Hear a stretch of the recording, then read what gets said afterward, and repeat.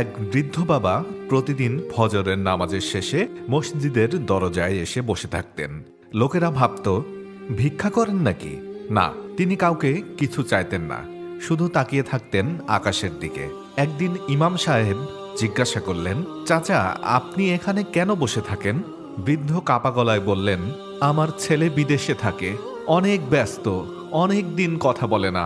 তিনি একটু থেমে বললেন, তাই নামাজের পর আল্লাহকে বলি, হে আল্লাহ, আমার ছেলেটাকে ভুল পথে যাইতে দিয়েন না, আমাকে না হোক, তাকে আপনার পথে রাখেন।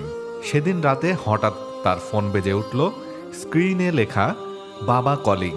ছেলে কাঁদতে কাঁদতে বলল, বাবা, আজ অনেক গুনাহ থেকে বাঁচতে পারতাম না, আপনার দোয়া আমাকে থামিয়ে দিয়েছে।